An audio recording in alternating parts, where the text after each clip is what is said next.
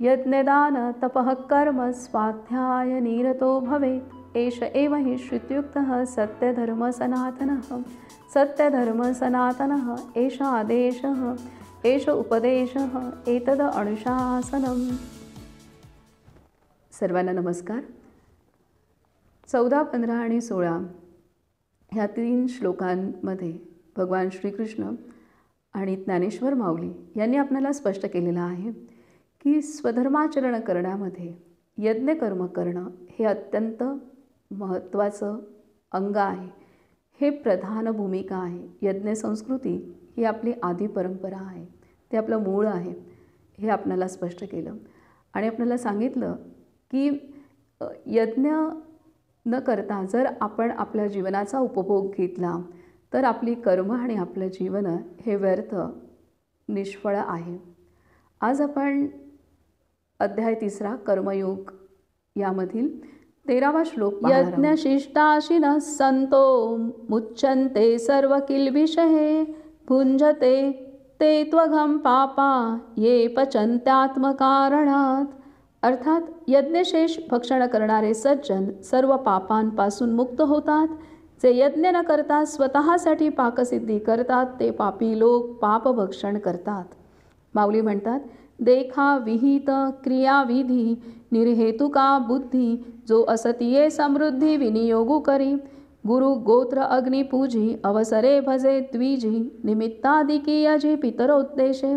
या यज्ञ क्रिया उचिता यज्ञेशा हवन करिता उतशेष स्वभावता उरे जे जे ते सुखे आपले घरी कुटुंबेंसी भोजन करी की भोग्यची ते निवारी कल्मशाते। ते यज्ञावशिष्ट भोगी मनोनी सांडीजे तो अघी जया परी महारोगी अमृत सिद्धी की तत्वनिष्ठू जैसा नागवे भ्रांती लेशा तो शेष भोगी तैसा नाकळे दोषा। मनोनी स्वधर्मे जे अर्जे ते स्वधर्मेची विनियोगी जे मग उरे जे भोगी जे संतोषेंसी। हे वांचुनी पार्था राहाटो नये अन्यथा ऐसी आद्य हे कथा श्री मुरारी सांगे। जे देहची आपण पे मानिती आणि विषयांते भोग्य म्हणती या परते न स्मरती आणिक काही। हे यज्ञोपकरण सकळ नेन तसा ते बरळ अहम बुद्धी केवळ भोगू पाहती। इंद्रिय रुची सारिखे करविती पाकनिके ते पापिये पातके सेविती जाण। संपत्ती जात आघवे हे अवन द्रव्य मानावे मग स्वधर्म यज्ञे अर्पावे आदिपुरुषी। हे सांडूनिया मूर्ख आपण पेया लागी देख निपजवी ती पाक नानाविधी। जिही यज्ञसिद्धी जाय परेशा तोषु होय ते हे सामान्य अन्न न होय मनोनिया। हे न म्हणावे साधारण अन्न ब्रह्मरूप जाण जे जीवन हेतू कारण विश्वायया। माऊली म्हणतात, निर्हेतुक बुद्धीने स्वधर्माचे आचरण करण्यात जो आपल्या संपत्तीचा विनियोग करतो, गुरु गोत्र व अग्नी यांचे पूजन करतो, योग्य वेळी ब्राह्मणांची सेवा करतो आणि पितरांकरिता श्राद्धादी नैमित्तिक कर्मे करतो, या विहित कर्माच्या आचरणावरून यज्ञाने यज्ञपुरुषाच्या ठिकाणी यजन करून जे जे यज्ञशेष सहजच राहील त्याचे आपल्या घरी आपल्या कुटुंबासह सेवन करतो, ते सेवनच त्याच्या पापाचा नाश करते।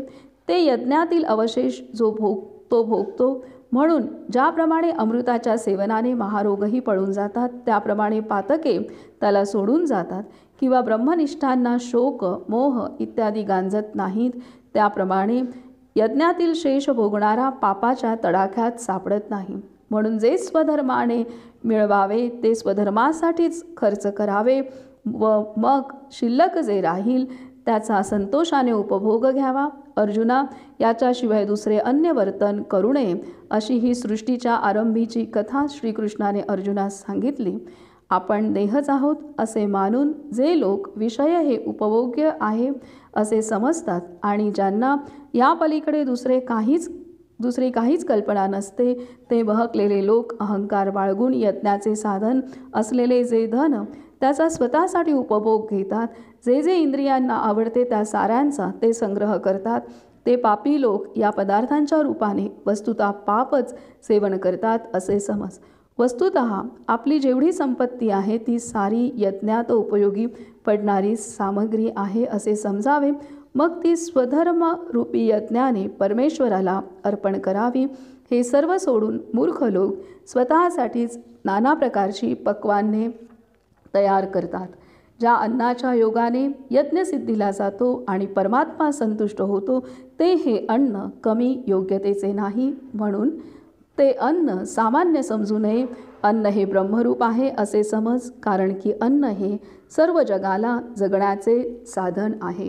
हे श्रीकृष्णांनी आपल्याला स्पष्ट सांगितलेलं आहे की यज्ञ करून जी व्यक्ती अन्न सेवन करते ती सर्व पापांपासून मुक्त होते, आणि यज्ञ न करता जो स्वयंपाक केला जातो आणि अन्न भक्षण केलं जातं तर ते पापाचं भक्षण करणं असंच आहे।